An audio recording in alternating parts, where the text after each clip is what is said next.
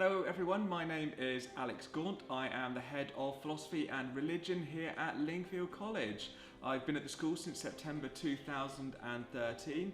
When I joined, we decided that we wanted to revamp the department, modernise it, and hopefully make it a little bit more interesting and relevant to everybody, which is why we brought in the philosophy elements. So we start that right at the start of year 7, where we look at some of the key ideas of some of the main philosophers like Plato and Descartes, Immanuel Kant, David Hume, and we move on. We include religious elements too, of course. In year 8, for example, we start with looking at the Reformation and why Martin Luther felt that he needed to break from the Catholic Church. In year 9, we look at interesting topics like medical ethics, where we look at not just what science can do, but whether there are limits to what science should do. And that's always been a subject that year 9s have found particularly interesting and really got to grips with. In the GCSE, we do a really interesting religious studies GCSE course, where we look at some of the major world faiths. We focus specifically on Christianity. We look at things that Christians have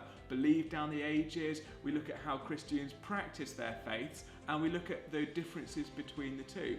And then we do, for a very, very big contrast, we look at Buddhism, because Buddhism, unlike most of the other world faiths, is a really different sort of religion.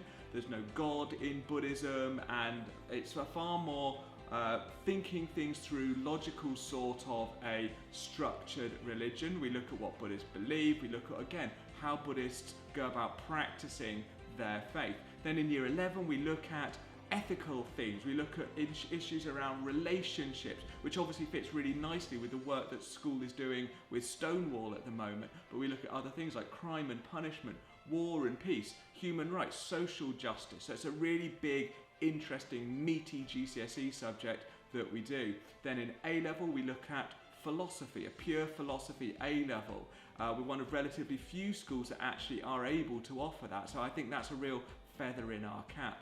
We look at some areas, we look at 4 areas over the course of the 2 years. We look at epistemology, the theory of knowledge, how we can know things, what knowledge actually is. We look at morality, theories of how we should behave in a moral, ethical way. In year 13, then we look at the philosophy of mind, what the mind is, what the body is, how the two of them interact, if it is indeed possible that they do. And then we also finish off with the philosophy of religion, looking at arguments that people have put down over the millennia, arguments for and against the existence of God. So we are a really academic department, but hopefully also we've always tried to maintain as a really relevant department, and certainly our numbers at GCSE and A level have been really, really strong in the past. The grades that we've achieved have been outstanding, and so we're really, really proud of what we've achieved.